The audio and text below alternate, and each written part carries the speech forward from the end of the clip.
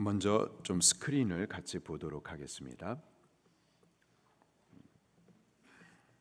오늘 본문 말씀의 배경을 먼저 좀 보도록 할 건데요. 유다 나라가 여러 왕들을 거쳐가면서 하나님 앞에 범죄하죠. 말씀을 떠나고 또 우상을 섬기는 등 그 죄로 인해서 하나님의 심판이 선언이 돼요. 그러다가 요시야 왕이 한 30년 동안 통치를 하면서 그가 멸망 직전에 대대적인 종교 개혁과 함께 영성의 회복들을 일으킵니다. 그런 이후에 요시야의 아들들 때부터는 이제 또 멸망을 향해서 급속도로 추락을 하죠. 그래서 여호아하스, 그리고 여호야김, 여호야긴, 그리고 시드기야 왕까지 저들이 하나님을 의지하지 아니하고 주변의 열강들을 섬기고 의지하다가 결국은 586년에 유다 나라가 바벨론에 의해서 멸망을 받게 됩니다.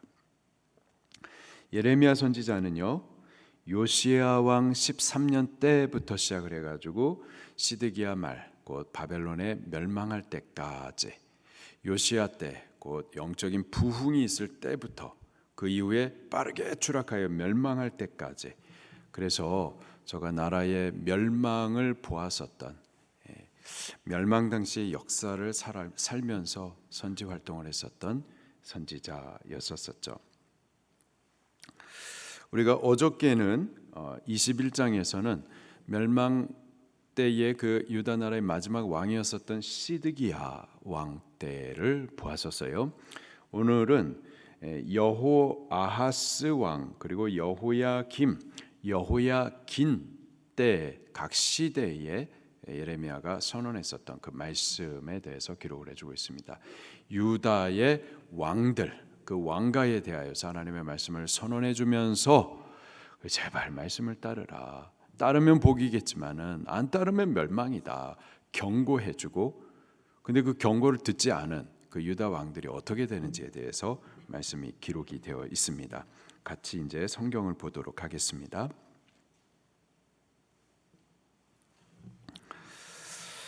먼저 예레미야 선지자에게 하나님께서 부르셔서는 유다의 성문에 서서 왕과 신하들과 백성들에게 이 말씀을 전하라 라고 명령을 하세요. 3절입니다. 시작. 여호와께서 이와 같이 말씀하시되 너희가 정의와 공의를 행하여 탈취당한 자를 압박하는 자의 손에서 건지고 이방인과 고아와 과부를 압제하거나 학대하지 말며 이곳에서 무죄한 피를 흘리지 말라. 곧 하나님이 주신 말씀대로 그에게 맡기신 그 왕의 직분을 바르게 행하여 나라 가운데 하나님의 말씀을 세우라고 그렇게 명령하십니다. 이 말씀을 잘 지키면 어떻게 될까요? 4절 시작. 너희가 참으로 이 말을 준행하면 다윗의 왕위에 앉을 왕들과 신하들과 백성이 병거와 말을 타고 이 집 문으로 들어오게 되리라. 영광스럽게 되어질 것을 약속해 주십니다. 어떻게 하면요? 하나님의 말씀을 준행하면은, 말씀대로 바르게 사명하면, 그러면 너도 복을 받고 나라도 복을 받고 영광스럽게 되어질 것을 약속해 주세요. 그러나 말씀을 준행하지 아니하면요, 하나님을 업신여기고 주신 바 그 말씀을 가볍게 버리면 어떻게 될까요? 5절입니다. 시작. 이 말을 듣지 아니하면 내가 나를 두고 맹세하노니 이 집이 황폐하리라. 여호와의 말씀이니라. 어떻게 황폐하게 될지 아주 구체적으로 또 말씀해 주세요. 6절부터 9절 시작. 여호와께서 유다 왕의 집에 대하여 이와 같이 말씀하시니라. 내가 내게 길르앗 같고 레바논의 머리이나 내가 반드시 너로 광야와 주민이 없는 성읍을 만들 것이라. 내가 너를 파멸할 자를 준비하리니 그들이 각기 손에 무기를 가지고 내 아름다운 백향목을 찍어 불에 던지리라. 여러 민족들이 이 성읍으로 지나가며 서로 말하기를 여호와가 이 큰 성읍에 이같이 행하면 어찌 대민고 하겠고 그들이 대답하기를 이는 그들이 자기 하나님 여호와의 언약을 버리고 다른 신들을 절하고 그를 섬긴 까닭이라 하셨다 할지니라. 이렇게 황폐하게 되어지고 멸망당하고 이방 나라의 조롱거리가 될 것이다.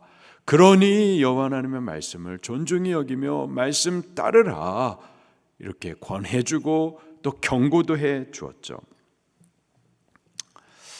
근데 이 왕들이 하나님을 업신여기죠. 하나님의 말씀을 가볍게 버립니다. 그들의 그 행악과 그 결과가 어떠한지 또 왕들 한 사람 한 사람에 대해서 말씀을 해주고 있어요. 먼저 살롬 왕, 샬롬이라는 평화라는 뜻을 갖고 있는 여호아하스 왕에 대하여서 예언해 줍니다. 10절부터 12절 시작. 너희는 죽은 자를 위하여 울지 말며 그를 위하여 애통하지 말고 잡혀간 자를 위하여 슬피 울라. 그는 다시 돌아와 그 고국을 보지 못할 것임이라. 여호와께서 유다 왕 요시아의 아들 곧 그의 아버지 요시아를 이어 왕이 되었다가 이곳에 나간 살룸에 대하여 이와 같이 말씀하시니라. 그가 이곳으로 다시 돌아오지 못하고 잡혀간 곳에서 그가 거기서 죽으리니 이 땅을 다시 보지 못하리라. 살룸 평화라는 뜻이고요. 그의 이름은 여호아하스입니다. 여호아하스는 그 아버지 요시아 하나님 경외하면서 바르게 신앙했었던 왕인데 그 이후에 왕이 되어서 3개월 통치했습니다. 근데 그 3개월 동안 열왕기하 23장 32절에 보면 그 행위가 여호와는 보시기에 악했다 이렇게 말하고 있어요. 악했다.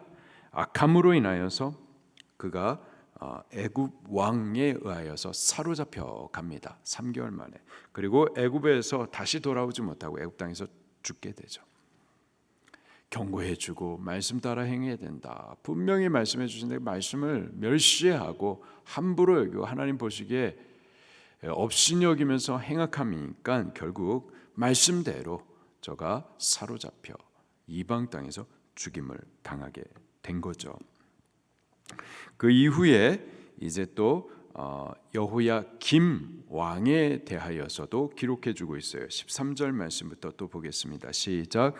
불의로 그 집을 세우며 부정하게 그 다락방을 지으며 자기 이웃을 고용하고 그 품삯을 주지 아니하는 자에게 화 있을진저. 지금 여호야김 왕에 대하여서 하는 말입니다.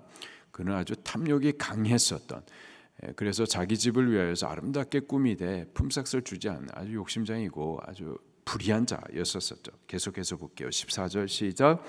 그가 이르기를 내가 나를 위하여 큰 집과 넓은 다락방을 지으리라 하고 자기를 위하여 창문을 만들고 그것에 백향목으로 입히고 붉은 빛으로 칠하도다.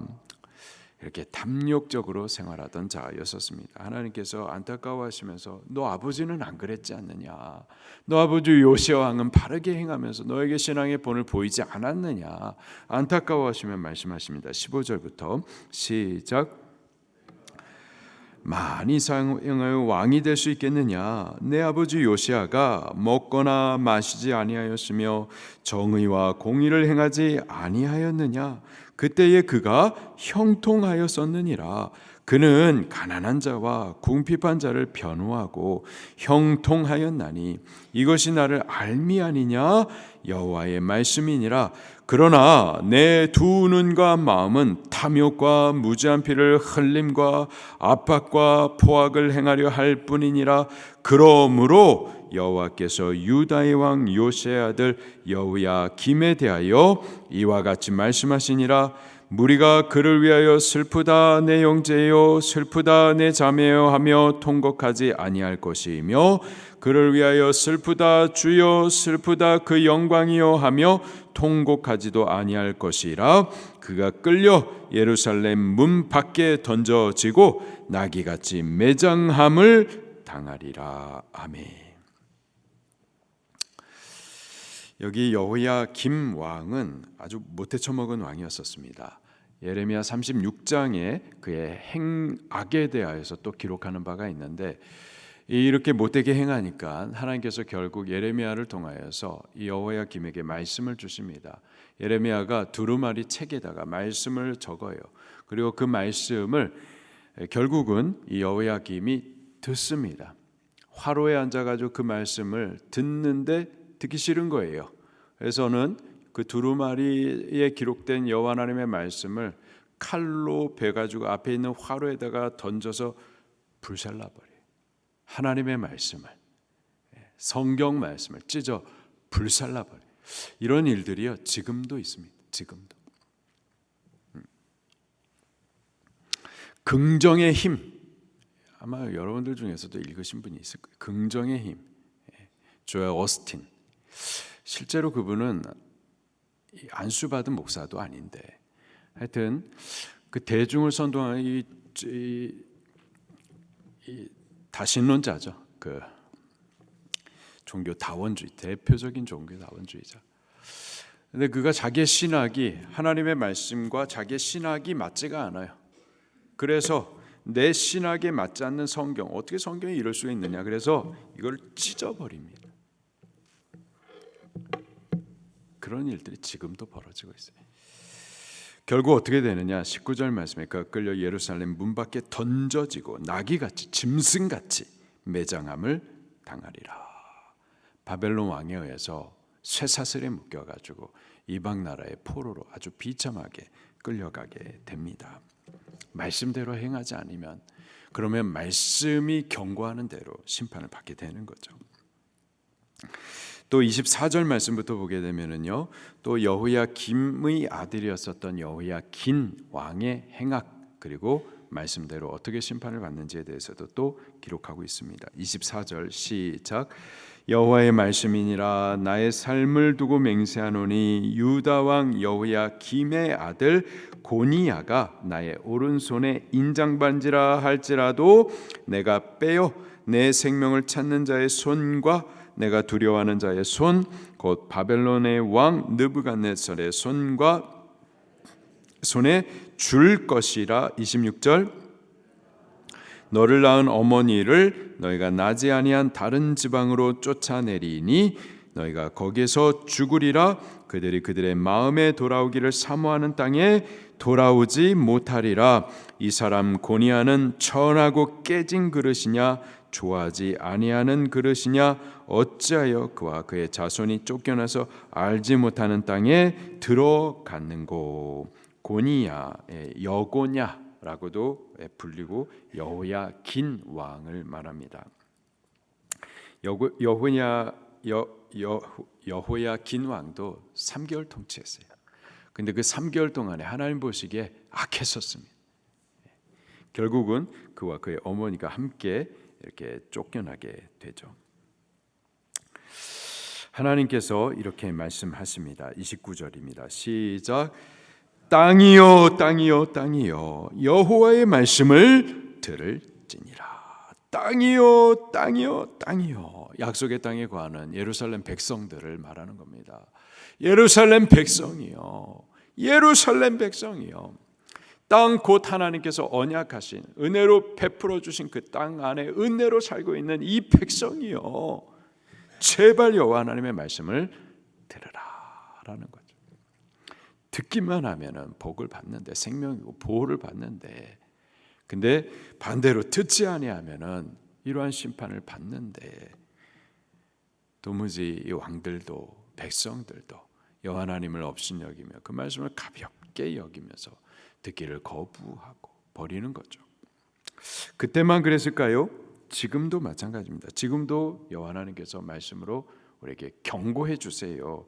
로마서 8장 13절 말씀에 너희가 육신대로 살면 반드시 죽을 것이로되, 반드시 죽을 것이로되. 에덴 동산에서 하나님께서 선악과 따먹으면 너가 정령 죽는다 경고해 주시죠. 죽을까? 가볍게 여기다가 불순종하여서 결국은 죽게 되죠.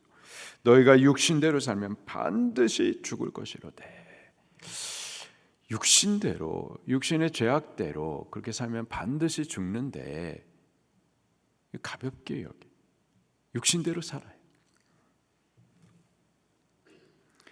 영으로서 몸의 행실을 죽이면 살리니, 성령을 따라서 살면은 이 육의 행실을 죽일 수 있습니다.